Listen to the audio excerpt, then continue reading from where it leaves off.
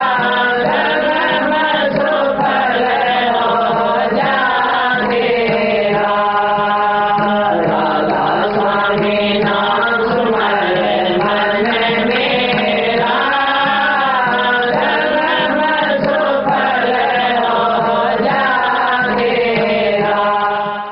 आके कहता है कि हमारी संतान अच्छी नहीं है, हमारे कहे अनुसार काम नहीं करती है, बुरी आदतें लगा ली हैं, बुरी संगति में रहते हैं, घर की बर्बादी कर दी, विषय विकार शराब आदि बुरी आदतें लगा के पैसा बर्बाद कर दिया और लोग हमें उस इज्जत से भी नहीं देखते हैं, किसी के सामने बोलने लायक नहीं रहे हैं।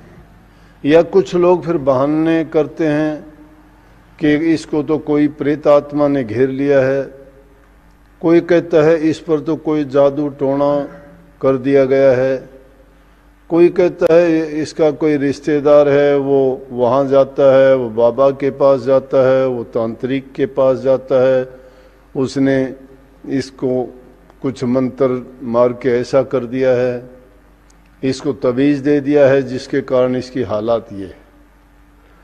लेकिन मैं एक बात स्पष्ट रूप से आपको बताना चाहता हूँ, ये पाखंड और आडंबर ज़्यादा है, इन चीज़ों में सच्चाई नहीं होती। सबसे बुरी चीज़ और बुराई तो जो इंसान गलतियाँ कर लेता है वो होती हैं जब उसका परिणाम आता है तो वो बहाने ढूंढता है, वो किसी न किसी चीज़ का नाम लेके कहता है कि ये बात इस तरह से हुई है, वो कभी किसी चीज़ का नाम लेता है, कभी किसी चीज़ का। अगर मेरे से पूछते हो तो मूल बात यह है कि हमने उनको समय रहते हुए बच्चों को अच्छी शिक्षा नहीं दी, उनको अच्छे संस्कार नहीं दिए, अपने पास रख के उस समाज में फैली कुरीतियों बुराइयों के बारे में बताया नहीं, उनको ज़रूरत से ज़्यादा आज़ादी दी गई और उस आज़ादी का दुरुपयोग करके उन्होंने बुरे बच्चों की गलत संगति में पड़ के उन आदतों को सीख लिया और वो आदत इतनी उन्होंने पक्की कर ली कि फिर छूटना मुश्किल हो गया। और ऐसी आदत जब हो जाती है तो इंसान किसी आदमी की अच्छी बात को नहीं सुनना चाहता है, ना मानना चाहता है, बल्कि अच्छी बात बताने वाला, अच्छी शिक्षा देने वाला उनको बुरा लगने लगता है। अगर किसी के बच्चे के बारे में अगर उसके माँ बाप से भी कहोगे कि आपका बच्चा गलत रास्ते पे जा रहा, तो माँ बाप भी झगड़ा करने को तैयार हो जाते हैं। इस प्रकृति का नियम है, कोई भी नहीं चाहता कि उसकी संतान या उसके द्वारा पैदा किया हुआ कोई भी अंश बुरा हो, बुरी जगह जाए या बुरे काम करे। लेकिन हम मोह के बंधन में, प्यार के बंधन में ऐसे मेर तेर की भावना से बंध जाते हैं कि उनके बुरे कामों पर भी पर्दा डालने का प्रयास करते हैं। अपना सब कुछ लुटा देने के बाद भी उसको बचाने का, सुरक्षित रखने का काम करते हैं। लेकिन उससे पहले हम ये कभी नहीं सोचते कि उनको अच्छी शिक्षा दें, अपने पास में रखें। पहले उनको जो खुली आज़ादी दी जाती है उन पर ध्यान नहीं दिया जाता, कहाँ बैठता है, क्या करता है। ये बातें मैं क्यों बता रहा हूँ, ये हमारे समाज की आज बुराइयां हैं और समय समय पर समाज सुधारकों ने जो समाज में कुरीतियां फैली थी उनको दूर किया था। जब जिस जगह का माहौल अच्छा नहीं होगा, बच्चों के, आदमियों के ख्यालात अच्छे नहीं होंगे, या जिसके घर में चाहे आपने नाम लिया हो गुरु से, चाहे अभ्यास करते हो और आपके घर में कोई इस तरह वाली हालात है, क्योंकि इन बुराइयों के कारण अनेकों हो जाते हैं। शादी करते हो तो लड़की नहीं रहना चाहती, कहती है शराबी है, ये झगड़ा करता है, ये मुझे पीटता है, इसमें ये बुराइयां हैं, मैं इसके साथ नहीं रहना चाहती। आज वो ज़माना नहीं है कि पहले ज़माने में जिसके साथ बांध देते थे वो सारी ज़िंदगी, चाहे उसको मारता था, चाहे लड़की के साथ कैसा भी दुर्व्यवहार करता था, बेचारी पूरी जिंदगी उसके साथ गुजारती थी। आज कोई बर्दाश्त नहीं करता। तो समाज की जो खास जरूरत है वो सारे रिश्ते नाते बर्बादी की ओर जा रहे हैं। इसके लिए ये है कि हमें टाइम पर चेतना चाहिए, बच्चों को बुरी संगति, बुरे आदमियों से बचा के रखना चाहिए कि वो कहीं ऐसी वैसी जगह ना जाएं। अरे कोई भी जाति है दूसरी, 84 लाख योनि में जितने भी जीव हैं उनको आप देखोगे तो अपने बच्चों को पैदा होते ही अपनी तरकीब, अपना व्यवहार, अपना कारोबार सिखाना शुरू कर देते हैं। चील कौवे भी अपने बच्चों को वही सिखाते हैं जो कार्य वो करते हैं। और दूसरे जीव भी अगर देखोगे, गाय भैंस पशु जितने जानवर हैं वो भी उनको सभी वही चीज सिखा देते हैं जो उनके अपने जीवन की क्रियाएं हैं। लेकिन इंसान पता नहीं क्यों अपनी संतान को वो अपने अच्छे गुण क्यों नहीं सिखा पाता और वो बुराइयों की तरफ कैसे चले जाते हैं।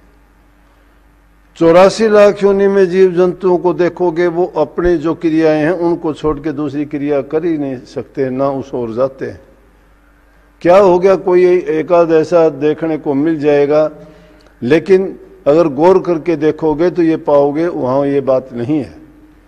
परंतु इंसान जिसको ज्ञान है, समझ है, अच्छे काम करने का उसको तजुर्बा है, और अच्छे काम करने के लिए क्या है कि वो नेक काम करके, और सबसे उत्तम काम है प्रभु की भक्ति करना। भक्ति करने का संत मत ने सीधा रास्ता बताया। अभी किसी प्रेमी ने पूछा है इसमें, शायद वो लाइव देखता होगा, उस भाई ने पूछा है कि ब्रह्म मुहूर्त कौन सा होता है। अरे शुभ काम के लिए कोई घड़ी मुहूर्त नहीं होती, सभी मुहूर्त अच्छे हैं, लेकिन ब्रह्म मुहूर्त को जो हमारे शास्त्रों में हमारे मनीषियों ने, ऋषियों ने, महापुरुषों ने बताया है, वो कहते हैं कि रात के 2:30 बजे के बाद 3 बजे के आसपास से ब्रह्म मुहूर्त शुरू हो जाता है। लेकिन उस ब्रह्म मुहूर्त के लिए उसको उत्तम क्यों माना गया है कि शांत वातावरण होता है, कोई शोर शराबा नहीं होता उस वक्त में। तो जो साधक लोग होते हैं, तप करने वाले या जो भी उनकी क्रियाएं हैं, वो उस समय में बड़े आराम से स्नान आदि से निवृत्ति करके वो मालिक का जो ध्यान करते हैं या सुमन करते हैं या कोई भी समाधि में लीन होते हैं, उनके लिए सबसे अच्छा समय वो होता है। परंतु जब भी आदमी प्रभु के नाम को ले, मैं उसी टाइम को सबसे अच्छा मानता हूं, क्योंकि जिस घड़ी में प्रभु का नाम लेते हो वही ब्रह्म मुहूर्त, और उससे उत्तम मुहूर्त और समय कोई होता ही नहीं है। इसलिए इन चक्रों में ना पड़ो कि कौन से समय में हम ध्यान में बैठे, किस समय में बैठे। वैसे तो अगर पूछोगे तो अनेकों बात मिल जाएंगी। संतों ने तो ये कहा कि जिस समय गुरु ध्यान करते हैं, ऋषि मुनि सभी उस वक्त में उठ के और प्रभु का ध्यान लगाते हैं और उसी का चिंतन करते हैं, तो शिष्य को भी ये चाहिए कि उसी वक्त में वो उठ के अगर प्रभु का नाम की आराधना करता है, पूजा करता है, सुमन करता है या ध्यान करता है, तो उस वक्त में उसका ध्यान या उसकी लो बड़ी जल्दी और शीघ्र लग जाती है। क्योंकि गुरु भी उसी टाइम ध्यान में होते हैं, तो तुम भी अगर उसी टाइम में ध्यान करोगे तो तुम्हारी एकाग्रता जल्दी होगी, और तुम्हारी प्रार्थना है, जो भी तुम्हारी मन में उठी हुई उनकी विनती है या कोई भी तुम पुकार करते हो, वो सीधी उस वक्त में सुनी जाती है। लेकिन इन बातों को भी हम स्वार्थी इंसान किस तरह से लेते हैं। जब रोग आता है, बीमारी आता है, तो हमें वादे दिला दिला के कहते हैं कि देखो मेरा बाप भी आपका सत्संगी है, मेरी माँ भी सत्संगी है, अभी वो बीमार पड़ा है, अब वो चारपाई पे है, अब उसको ऑक्सीजन लगी है, अब वो हमारी आप सहायता करो, आपके सिवाय हमारा कोई नहीं है। अरे सबका सहाय परमात्मा है। गुरु बताता है कि सबका सहाय, सबकी देखभाल करने वाला मालिक है, उस मालिक को तो याद करते नहीं हो कभी भी। कभी याद किया जब दुख आया, जब सुखी थे जब कभी आपने उसको याद किया ही नहीं। अगर तुम सुख के समय भी याद करते तो उस हालात तक नहीं पहुंचते शायद, क्योंकि इंसान जो सच्चे अच्छे विचार रखता है, प्रभु को याद रखता है, तो वो अपने आप ही उसकी सारी चीजें एक समय के अनुसार एक अनुशासन से बंधी हुई मर्यादाओं में रहते हुए वो सारे काम करता है। तो बहुत सी जो फजूल की बातें हैं और ऐसी समस्याएं जो हम खुद पैदा कर लेते हैं उनसे बच जाता है। तो इसके लिए तो मैं ये कहूँगा कि अगर आपको नाम भक्ति करनी है तो जब भी आपको समय मिले, जब बैठोगे उसी टाइम तुम्हारा ब्रह्म मुहूर्त शुरू हो जाएगा। उसी समय हमारा ब्रह्म मुहूर्त है, क्योंकि ब्रह्म मुहूर्त में शुभ काम किया जाता है, प्रभु को याद किया जाता है, उसका ध्यान लगाया जाता है। तो हम जिस समय भी उसका ध्यान लगाते हैं वही हमारा ब्रह्म मुहूर्त है। और गृहस्थियों के लिए तो यह है कि जो मैंने अभी बताया कि पहले अपने आप को अच्छे बनाओ, फिर अपने घरों में प्रेम शांति रखो, उनमें बच्चों को प्रेम करना सिखाओ। अब बच्चों को तो हम घर से निकालते हैं उसी टाइम, कभी स्कूल में भेज दिया, उसके बाद ट्यूशन पे भेज दिया, फिर उसको स्कूल कॉलेज हो गया, फिर वो अपने रोजगार नौकरी पे चले गए। तो उनकी सामाजिकता उन बच्चों में नहीं रहती, उनको पता ही नहीं है कि समाज के क्या नियम है, क्या प्यार है, क्या संबंधी हैं, क्या रिश्तेदार नातेदार हैं, क्या पीड़ा होती है, अपनेपन की क्या पीड़ा होती है। जब आदमी, कबीर साहब कहते हैं, कबीर वही पीर है जो जाने पर पीर, जो पर पीर न जाने जो वो जानो बेपीर। जो दूसरे की पीड़ा समझता है वही पीर है, और जो दूसरे की पीड़ा नहीं समझता वो तो बेपीर है। बेपीर का मतलब है जिसको कोई किसी से प्रीति नहीं, कोई प्यार नहीं, कोई उसके दिल में दया कहाँ से आएगी, उसके दिल में अपनापन कहाँ से आएगा। कभी उसने सीखा ही नहीं। उसके मित्र किताबें रही, उसके मित्र उसके साथी रहे, उसकी मित्र उसका रोजगार रहा, उसका मित्र बाद में उसकी पत्नी बनी, उसके बाद में उसकी संतान बनी, उनको भी अपना नहीं बना पाया।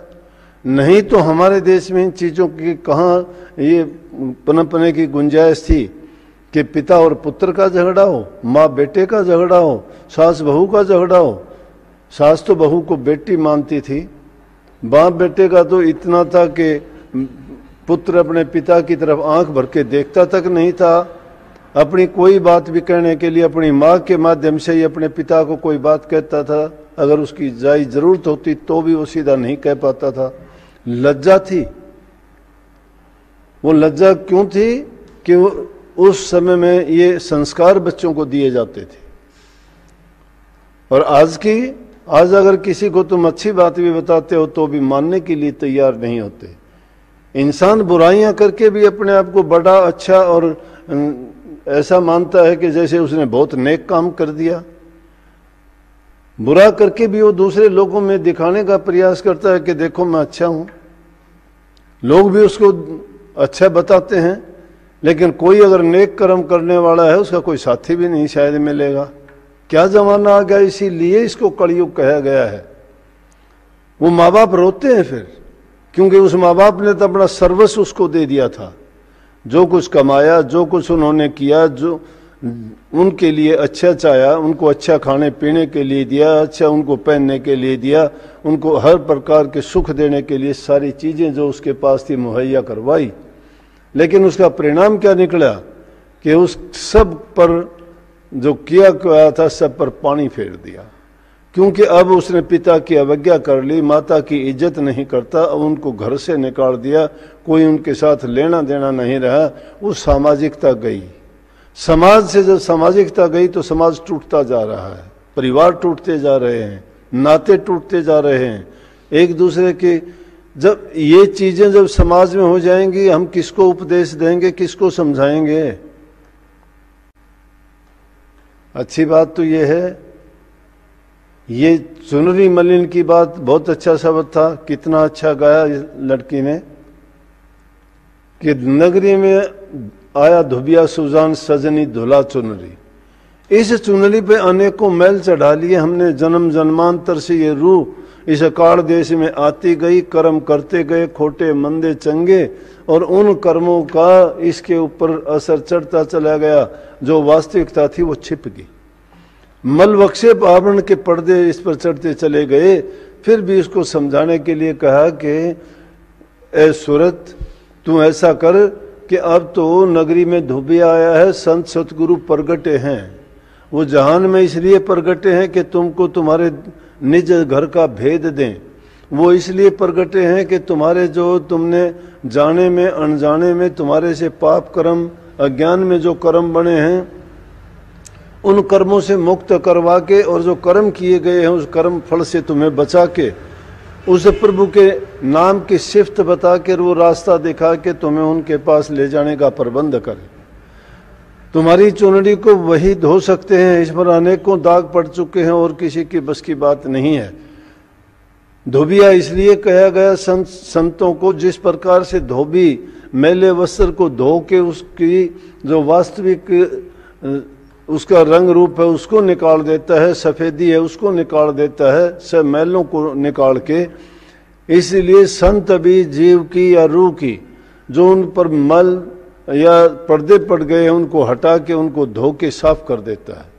और वो कौन सी चीज में धोते हैं? सत्संग रूपी भट्टी लगाते हैं, नाम रूपी साबुन लगाते हैं, और उनके उस भट्टी में रोजाना उसको तपा गर्म करके और उन पर थाप लगाई जाती है, तरह तरह की उनको बातें बताई जाती हैं, और कि किस प्रकार से तुम्हारा मल दूर होगा, वो सब की सब उनको सफाई करने का काम है।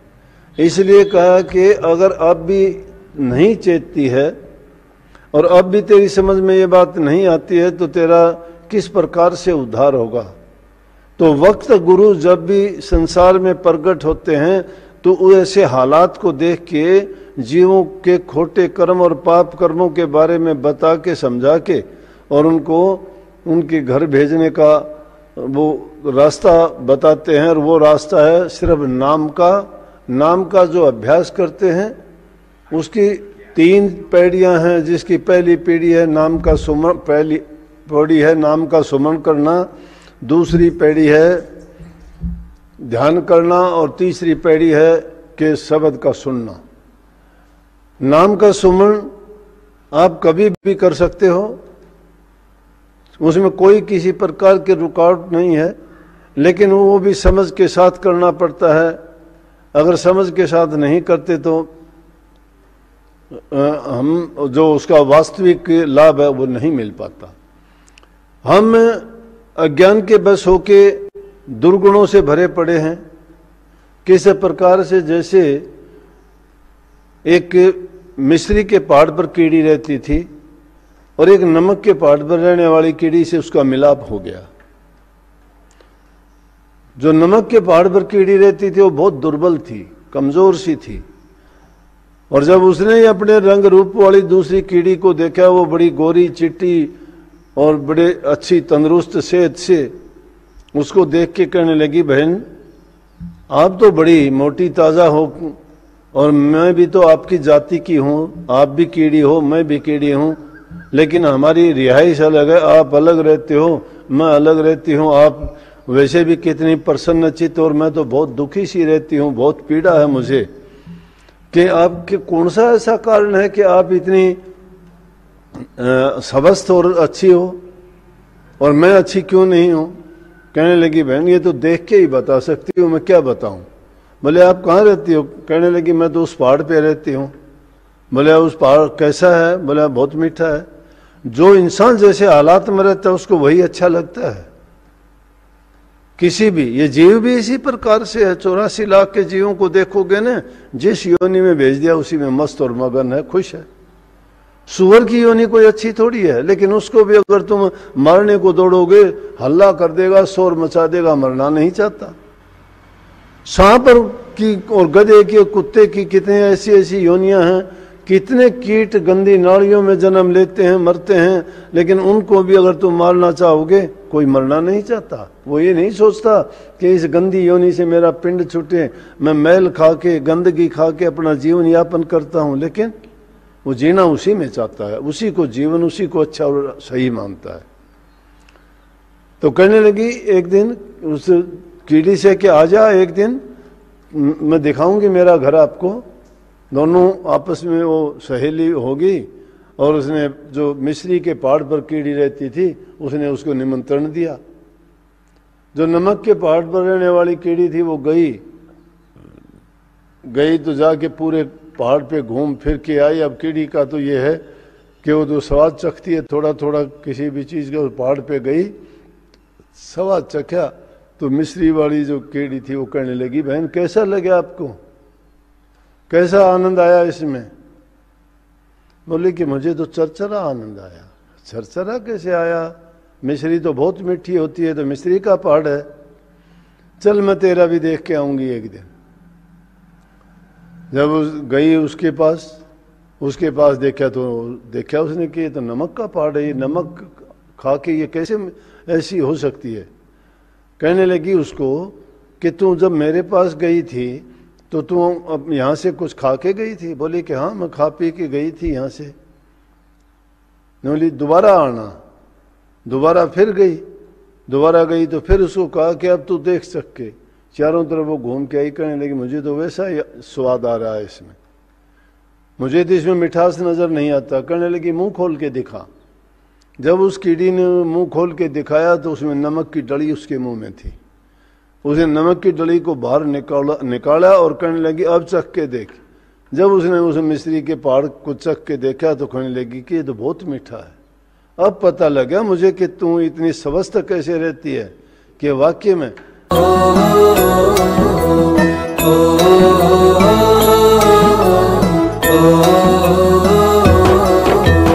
चल सतगुरु के धाम हेली तज दे सारे काम है, लेके उनसे नाम करो तुम भजन सुबह हो शाम है।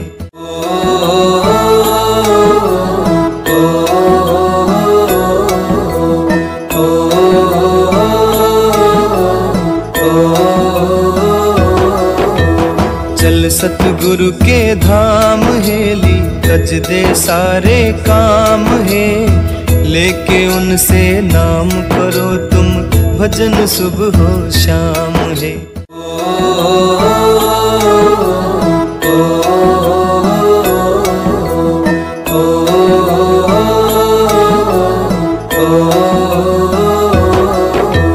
चल सतगुरु के धाम है।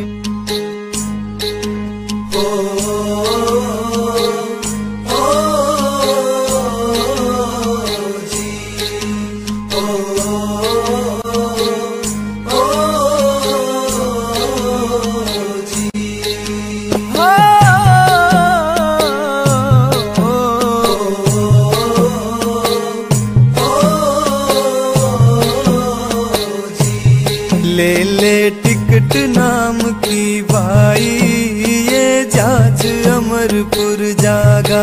ले ले टिकट नाम की भाई ये जहाज अमरपुर जागा। ये जहाज अमरपुर जागा, ये जहाज अमरपुर जागा। ये जहाज अमरपुर जागा, ये जहाज अमरपुर जागा। ले ले टिकट नाम की भाई ये जहाज अमरपुर जागा। ले ले टिकट नाम की भाई ये जहाज अमरपुर जागा। सोने का ये वक्त नहीं है, जाग जाग फिर सोवे ना। हीरों जैसा जन्म मिला है, कोड़ी की तरह खोवे ना। तेरा तुझ में छिपा होया है, पत्थर पानी टोवे ना। पूजा पाठ व्रत करो कितने इनते फायदा होवे। तो कहने का मतलब क्या है, ना तो कीड़ियाँ बोलती हैं ना बात करते हैं। ये तो हमें एक ऐसी मिसालें बना लेते हैं समझाने के लिए।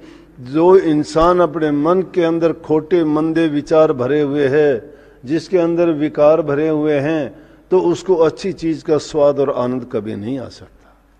उस अच्छी चीज का आनंद और स्वाद अगर लेना चाहते हो तो पहले जो बुराइयां हमारे अंदर हैं, जो हमारी मति मैली हुई है, दुर्मति है, दुर्गुण हैं, पाप कर्म जो हैं, बुरे और ख्यालात हैं हमारे, उन ख्यालात को जब तक नहीं निकालते हैं, नहीं बदलते हैं, पलटते नहीं हैं। जीवन का सार यही है, बदल जाना। बदल जाना कैसे? कि बुराइयों को छोड़ के अच्छाई की तरफ आना। ये बुराइयां ही इस पार हैं, अच्छाइयां उस पार हैं। वो इस पार से उस पार जाने के लिए अच्छाइयां अपनानी पड़ेंगी, लेकिन अगर बुराइयां भरी पड़ी तो इसी पार रहोगे, परला छोर कभी नहीं मिल सकता। गुरु को दोष मत देना, नाम को दोष मत देना, किसी और को दोष मत देना। दोष हमारा है, बुरा हम करते हैं और फिर बहानेबाजी कुछ के कुछ लगा के बहाने ढूंढते हैं। वो हम क्या करते हैं कि पथ भ्रष्ट हो जाते हैं, उन बुराइयों में पड़ के वास्तविकता से दूर चले जाते हैं और वो बुरी आदत छोड़नी फिर कठिन हो जाती है। इसलिए शुरू से ही अगर बच्चों को अच्छी शिक्षा, अच्छे संस्कार दिए जाएं, उनको सत्संगों में मैं देखता हूँ बुजुर्ग तो सब आ जाते हैं, अब तो थोड़ा है फर्क, लेकिन दूसरे बच्चों को नहीं लेके आते। अगर बच्चों को उसी टाइम शुरू कर दे, मैं अपने से कहता हूँ, मैं तो बाद में पछताता हूँ। पहले का जीवन जो हमने बर्बाद किया, जो बुराइयां की या जो सही काम नहीं किए, उसके लिए अब पछताते हैं, क्योंकि गुरु की शरण मिलने के बाद में ये मिला कि वो जीवन हमने बर्बाद किया। उस जीवन की जो कितनी कीमत थी, वो देखो कितनी कीमती समय बर्बाद कर दिया। हम उन बच्चों को भागी मानते हैं जो छोटी उम्र में आते हैं, लेकिन फिर भी इस चीज का धोखा नहीं। जब चेते तब ही बलार, मोह नींद से जाग, संतों की संगत मिले से जो ऊंचा भाग। ये ना सोचो कि जब चेते तब ही भला है, किसी उम्र में जाके आदमी चेत ले। मोह निद्रा से कभी भी जाग जाओ, मोह नींद से जब जाग जाओगे, मोह नींद से जागने का मतलब है कि संसार के आनंद स्वादों को छोड़ के और प्रभु के नाम की ओर अगर ख्याल कर लेंगे तो, और जीवन का जो उद्देश्य है उसकी पूर्ति के लिए हम अपना कार्य शुरू कर देंगे, तो समझो कि हमने जिस उद्देश्य के लिए हमें जीवन मिला था वो पूर्ण कर लिया। उसके लिए पछतावा नहीं करना। लेकिन अगर हम अब भी नहीं चेतते हैं, समय मिला है, अच्छा अवसर मिलने के बाद भी उन्हीं बातों को दोहराते हैं, वही पिछले कर्म करते हैं, बदलाव कुछ आया नहीं है, बुराइयां तजी नहीं है, अच्छाइयां अपनाई नहीं है, क्या फायदा उसका आने का। इसलिए बुराइयों को छोड़ के ही अच्छाई अपनाई जा सकती हैं, और अच्छे रास्ते पे जब चल पड़ते हो तो सब सारा का सारा अच्छा ही होता चला जाता है। चल गुरु नमो नमने करूं जी हर बार, चरण कमल में राखियो मेरे सतगुरु सर जनहार। हाथ जोड़े करूं विनती, चरण निवाऊं सीस। सतगुरु कंवर साहिब महाराज ने नाम दिया बख्शीश, गुरु जी म्हारे दया के दाता हो, भेदी अगम के जी। आया नगरी में धोबिया सुजान, सजनी धुला चुंदड़ी। आया नगरी में धोबिया सुजान, सजनी धुला चुंदड़ी। पांच पाट की मेरी ये चुनरिया, पांच पाट की मेरी ये चुनरिया। तिरगुण रंग का घल्या लहरिया, मीठी अजबे निराली शान सजनी दुल्हा चुंदड़ी आया नगरी में धोबिया सुजान सजनी दुल्हा चुंदड़ी सखी सहेली तेरी सारी जावे सखी सहेली तेरी सारी ये जावे तू अपने मन क्यों कुचावे तू अपने मन क्यों सकुचावे छोड़ो मान गुमान सजनी दुल्हा चुंदड़ी आया नगरी में धोबिया सुजान सजनी दुल्हा चुंदड़ी आया नगरी में धोबिया सुजान सजनी दुल्हा चुंदड़ी इसे ओढ़ के जब घर जावे इसे ओढ़ के जब घर जावे पिया मन तू नेक ना भावे पिया मन तू नेक ना भावे बहुत हुएगी तेरी हान सजनी दुल्हा चुंदड़ी आया नगरी धोबिया सुजान सजनी दुल्हा चुंदड़ी आया नगरी में धोबिया सुजान सजनी दुल्हा चुंदड़ी पैसा धेला कुछ नहीं लेता पैसा धेला कुछ नहीं लेता प्रेम प्रीत के बदले धोता प्रेम प्रीत के बदले धोता मीठी उसकी बतलान सजनी दुल्हा चुंदड़ी आया नगरी में धोबिया सुजान सजनी दुल्हा चुंदड़ी आया नगरी में धोबिया सुजान सजनी दुल्हा चुंदड़ी सतगुरु तारा चंद जी कह कवरे बावेला सतगुरु तारा जी कह कवरे बावेला करे ना देर धूला तावेला करे ना देर धूला तावेला क्यों बैठा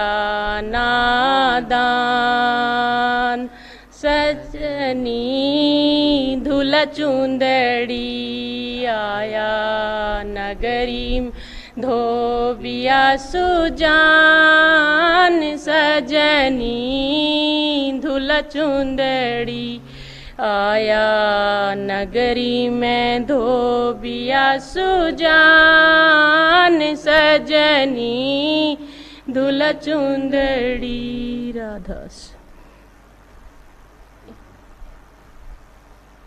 सतगुरु दर्शन दो चित चोर तुम बिन लागे न जिया और सतगुरु दर्शन द्यो चित चोर तुम बिन लागे न जिया लागे न जिया मोए तुम बिन लागे न जिया मोर सतगुरु दर्शन द्यो चित चोर तुम बिन लागे न जिया मोर कोई तो राजी महल अटारी कोई तो राजी महल अटारी मुझको जरूरत एक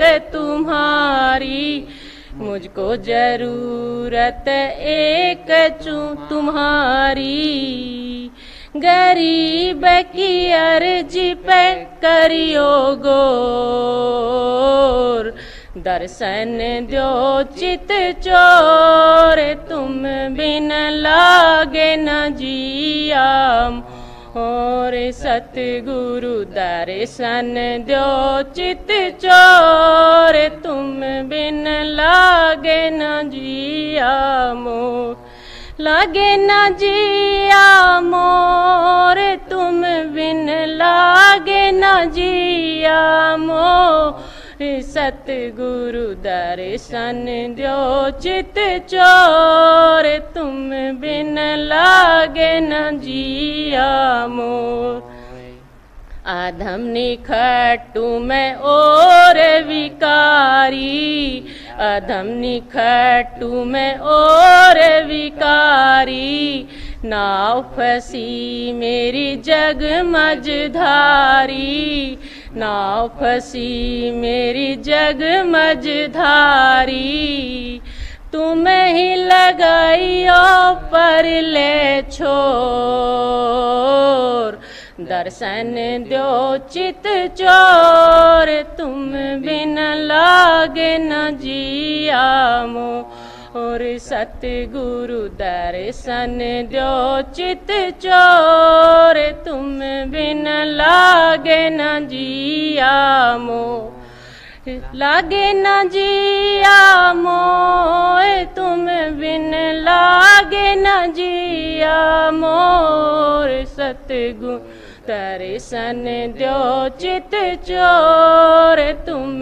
बिन लागे न जिया मोर विरह प्रेम कछु जानू न युक्ति विरह प्रेम कछु जानी मुक्ति ज्ञानी मूरख नहीं करता भक्ति ज्ञानी मूरख नहीं करता भक्ति तुम ही पहुँचाइयो ठिकाने ठोर दर्शन द्यो चित चोर तुम बिन लागे न जिया मोर सतगुरु दर्शन द्यो चित चोर तुम बिन लागे न जिया मोर लागे न जिया मोर तुम बिन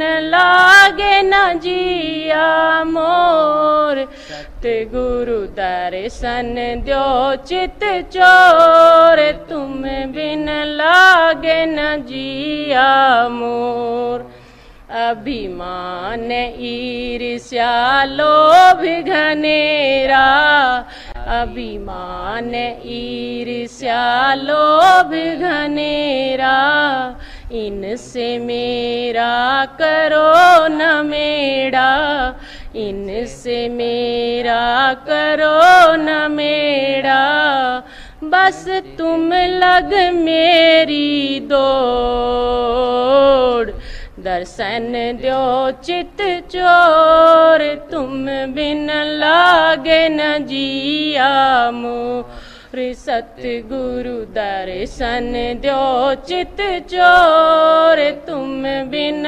लागे न जिया मोर लागे न जिया मोर तुम बिन लागे न जिया मोर सतगुरु दर्शन द्यो चित चोर तुम बिन लागे न जिया मोर।